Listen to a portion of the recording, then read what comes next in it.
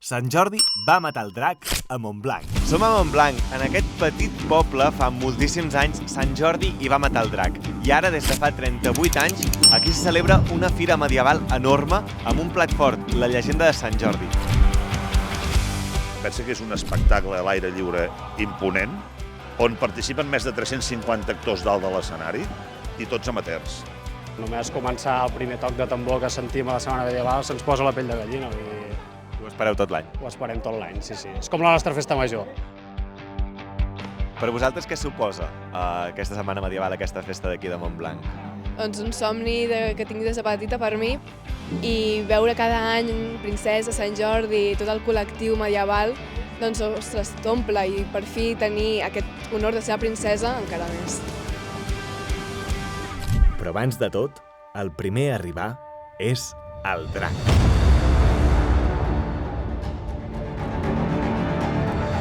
Una bèstia de 8 metres i mig de longitud i 4 d'alçada que ja s'ha convertit en un dels emblemes de la setmana medieval de Montblanc. Però el drac no arriba sol.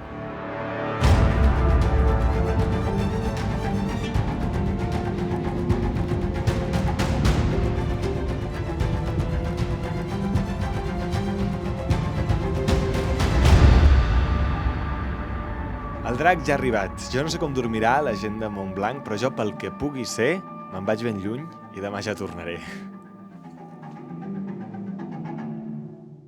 I el dia següent, Montblanc es desperta en plena època medieval.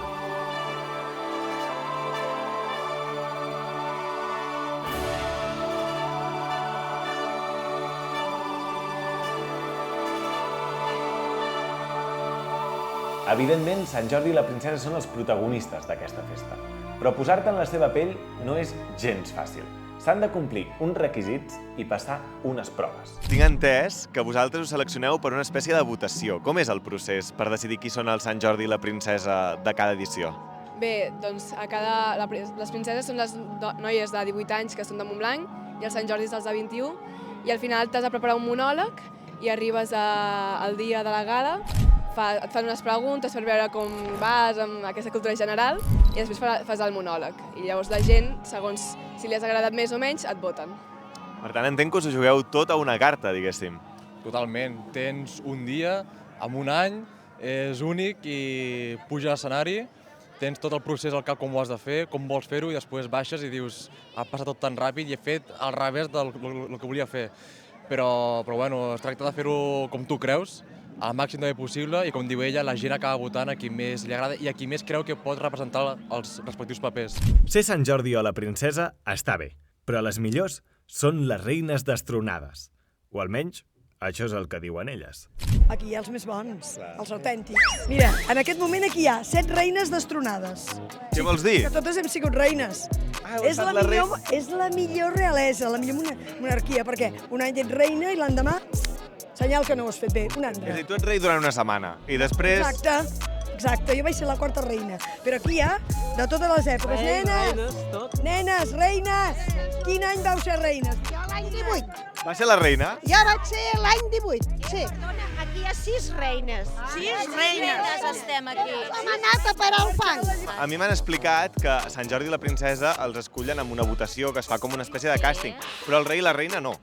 El rei i la reina venen els de l'associació medieval a buscar-te a casa, a veure si ho vols ser. Llavors ja decideixes.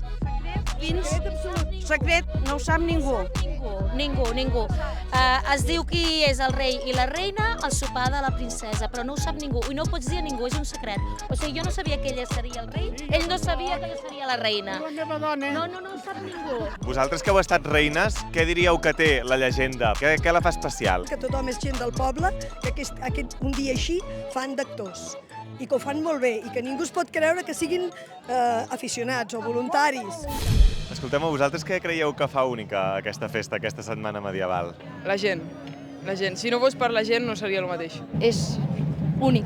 és la festa més bonica que fem aquí a Montblanc. És que ni la festa major, ni per mi personalment, és algo espectacular. Per nosaltres el que fa única aquesta setmana medieval és que comencem a sortir des de que som superpetitets i passem per tots els col·lectius. Comencem de bufons, després de banderes, i és una festa que portem dins el cor. Estic veient que tots aneu molt ben vestits, i més vosaltres, però m'han dit que hi ha com unes normes, no? Si et vols vestir, has d'anar d'una manera determinada. Sí, hi ha un protocol de vestuari i s'ha de seguir estrictament el vestuari que es portava a l'època medieval. Per exemple, nosaltres que representem senyores casades no podem ensenyar el cabell, ha d'anar tapat, les teles han de ser sedes i velluts. I els vestits, cadascú són seus? Són seus, són nostres, ens els fem nosaltres, a mà, cosits, les mares, les padrines, les àvies. Però atenció, perquè a Montblanc no es disfressen, a Montblanc es vesteixen. Que m'han dit sobretot que no són disfresses, que són vestits. No, si us plau, nosaltres ens vestim. Nosaltres sortim de casa vestits. Jo et posaré un exemple molt clar. Jo vaig estar visquent per temes professionals a Mallorca 5 anys. I amb la dona, que som tots dos de Montblanc, vens per la festa major, però també vens per la setmana medieval. I al dematí et vesties i t'anaves a fer la compra, però vestit de l'època que toca de medieval. I ens vestíem normal, agafàvem el senalló, el cistell, i et vas a fer la compra. O sigui, participis o no participis a la festa, tu et vesteixes per sortir. És a dir, que durant la setmana medieval aquest és el vostre armari. És a dir, vosaltres us vestiu d'aquesta manera quan us lleveu. Els caps de setmana aquest és el nostre vestit. I te'n vas al bar amb els amics, o te'n vas a fer un vermut, o te'n vas a dinar, i vas vestit de medieval. O sigui, nosaltres a casa, per exemple, som 4 i jo tinc 4 vestits i la meva senyora en té 4 i les nenes en tenen 2 cada una. Per què? Perquè els moments que tu no portes un vestit de l'associació perquè no tens un paper a fer, tu t'has de posar el teu vestit. Sí que l'associació lloga vestits, en lloguem molts de vestits, però normalment, com que ja sortim cada any, doncs tots tenim els nostres vestits.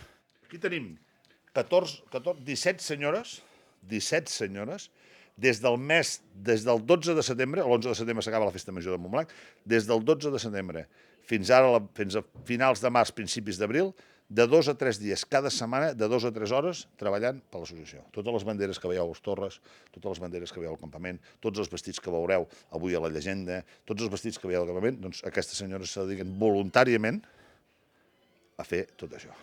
I aquest és el nostre patrimoni. I tot això, per què a Montblanc? Doncs perquè ho diu aquí, el costumari català, de Joan Amades. L'autor es va estar més de 35 anys recorrent tota Catalunya per escriure en 5.000 pàgines i 5 volums diferents totes les tradicions del nostre país, des de l'1 de gener fins al 31 de desembre. I és precisament en un d'aquests llibres on es diu que Sant Jordi va matar el drac a Montblanc. I és per això que el 1987 un grup de montblanquins es va posar d'acord per portar a escena la primera representació de Sant Jordi. La primera de moltes. La primera llegenda es va celebrar el 87, maig del 87, en plenes fires de Sant Maties. Pensa que el rei i la reina eren els gegants del poble. O sigui, els gegants del poble eren el rei i la reina, no? I li van sortir una princesa, un cavaller, el cavaller de Sant Jordi era el tiet del Sant Jordi d'enguany, que era el Xavier tenia cavall. Doncs, bueno, si el Xavier té cavall, doncs que surt el Xavier el cavall. Sí, que sigui que vagi amb el cavall, no? I les princeses, doncs que sigui la seva nòvia, l'Ester. I així va començar tot, no? Realment és una festa bastant recent, té 38 anys d'història, si no m'equivoco, però enganxa molt. Quin element té? La gent de Montblanc. És la gràcia, és el poble. Pensa que som una associació amb una població de 7.500 i escaig habitants, on l'associació té més de 800 socis. I aquest és l'element principal. La jovenalla, suposo que ho heu pogut veure. La gent, normalment, i tu que ets jove, quan tens 13-14 anys, esperes la festa major del poble per sortir la primera nit. Aquí esperen la setmana medieval. I és la gràcia que et dona poder veure tota aquesta jovenalla amb ganes d'esperar la festa. Si haguéssiu vist el diumenge passat, que era el primer dia, la festa del jovent mateix t'empeny a no parar de participar i no parar de pensar en fer coses perquè ells disfrutin, s'ho passin bé. A poc s'acosta l'hora de la funció que esperen tant grans com petits. Però abans, toca fer parada per sopar. Què esteu fent aquí? Aquí estem fent... Bueno, això és una taverna, la Setmana Medieval de Montblanc, una d'elles, i aquí ara ja tenim en marxa el morro i el costellam famós nostre. Això és famós aquí, eh? Sí, això és ja tradicional aquí a la taverna. Home, Déu-n'hi-do els que hi ha. Quants en vendreu avui? Moltíssims. Bueno, aquest dematí han vengut 75 i aquesta és la tanda pel sopar. i n'han posat 50, perquè avui comptem que vingui menys gent. De fet, a mi m'han dit que si vull menjar bé he d'anar a alguna de les tavernes d'aquí, És veritat, això? Tot enquesta. Tot és producte de Montblanc. Llonganissa, botifarra, xai, tot és d'aquí Montblanc.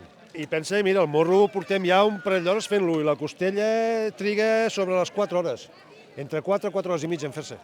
Es fa molt a poc, amb el foc a baix, molt a poc, es va anar adobant al mateix temps que es cou.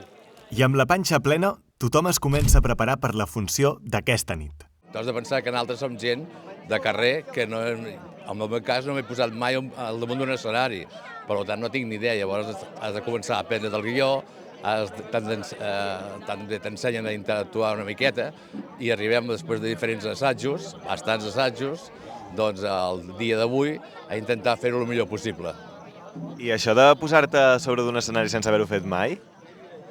Bueno, evidentment sí que imposa i te poses una miqueta nerviós en el sentit de que més un tema de responsabilitat, no? De voler que el tema surti bé, perquè a darrere hi ha tota una gent i una associació que el que pretén és que això surti bé. Bé, portem molts de temps assajant, ja la llegenda la tenim ja supermemoritzada, però el dia d'avui sí que hi ha nervis perquè dius ha de sortir bé, perquè nosaltres al ser votat Sant Jordi Princesa tens com la responsabilitat de fer-ho bé perquè la gent t'ha votat i és el que espera de tu. Llavors tens responsabilitat però amb moltes ganes d'afrontar-ho. És responsabilitat, però tanmateix, com que ho hem assajat tant, cada setmana, portem 2 mesos i mig fent-ho, ens sabem els papers de pe a pa i per la nostra part ho hem de fer bé, com ho sabem fer. I si pot passar algun inconvenient, són coses que no estan a les nostres mans, i llum, so, pluja, a veure com va, però bueno, esperem que tot surti sobre el paper, com està esperat. Moltíssimes gràcies i molta merda per tot el dia d'avui i per la funció. Moltes gràcies. Això mateix, moltes gràcies. I mica en mica es fa de nit. I el pati de butaques s'omple per escoltar una llegenda que tots coneixem, però que potser mai ens havien explicat d'aquesta manera.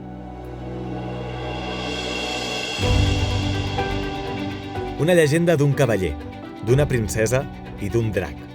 Però sobretot, la llegenda d'un poble que any rere any puja sobre aquest escenari per explicar-nos una història que ja s'ha fet seva. Per vosaltres què suposa aquesta setmana medieval, aquesta festa d'aquí de Montblanc? Doncs un somni que tinc des de petita per mi, perquè al final vius aquesta festa des de petit i veure cada any Princesa, Sant Jordi, tot el col·lectiu medieval, doncs, ostres, t'omple i per fi tenir aquest honor de ser princesa encara més. Princesa? No! No, això no pot ser! La princesa no mereix aquest destí tan cruel. Trieu a qualsevol de nosaltres per ocupar el seu lloc. No et preocupis, Maria. L'atzar ho ha volgut així, i així serà.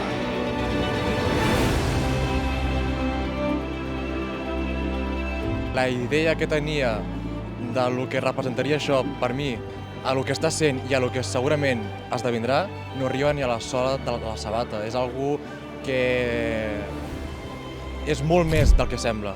Quan estàs vestit, quan vas canviant, quan la gent t'apara, et mira. I suposo que amb els anys ho recordarem com una experiència molt bonica. Quan vegeu acabar la festa, veureu aquelles cares i direu, hòstia, aquesta gent, que bé s'ho passen, no? I quan s'apaguen els focus, tot torna a la normalitat del dia a dia. Però sense oblidar que fa molts anys, en aquests mateixos carrers d'aquest poble emmurallat, tot un poble temia l'arribada d'un terrible drac. I sigui veritat o mentida, llegenda o no, això és el de menys. Perquè alguna cosa li deuria trobar el drac a Montblanc per tornar-hi cada any.